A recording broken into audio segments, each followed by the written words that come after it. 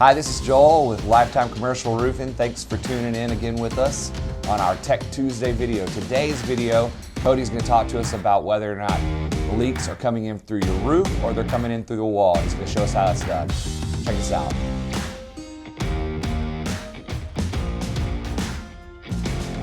Hey everybody, this is Cody with Lifetime Commercial Roofing again, coming to you from Harvest Time Assembly of God in Sherman, Texas. We are here to locate a pesky leak that we are unsure whether it's from a wall or a roof. So here we go. So here we are in the room where the leak is. You can see the suspended ceiling tile is wet in that corner. But if the moisture wasn't presenting itself in a wet tile, if it was a drywall ceiling, we would use a infrared camera such as this from Milwaukee to locate the wet spot. You can see in the screen it appears as a bright blue circle. That's where the water is dripping in.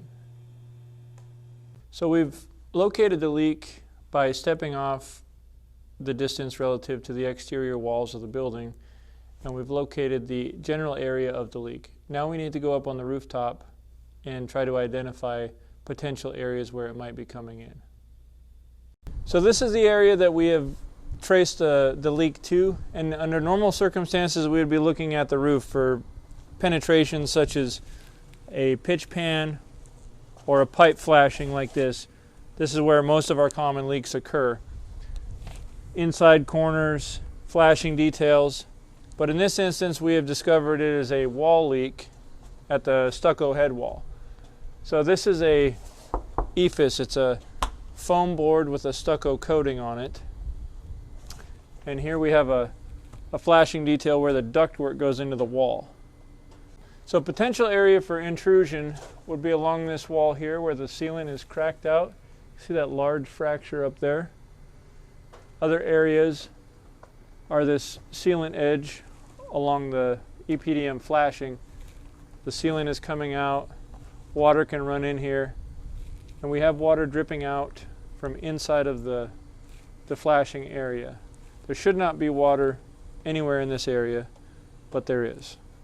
Okay, upon further inspection, we found another area of water infiltration. If you'll see up there on the wall, there is an expansion joint that created a crack in the ephes above it, and water is most definitely coming in there and running down the inside of the wall.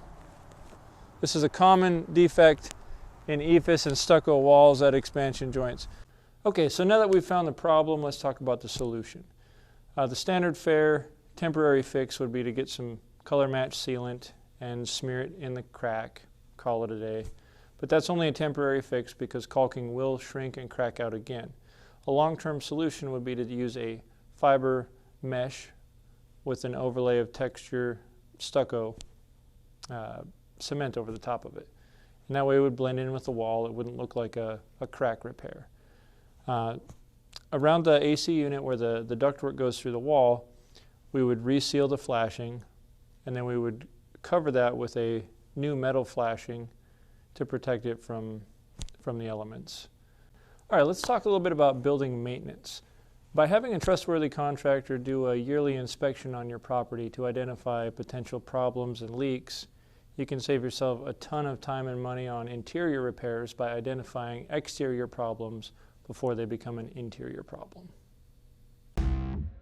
All right, awesome. Well, as you can see, having the right tool for the job helps. We were able to see on this instance that the leak did come in through the wall and not the roof using our infrared. If you liked this video, make sure to follow or subscribe to us. And thanks again for checking in with us on Tech Tuesday.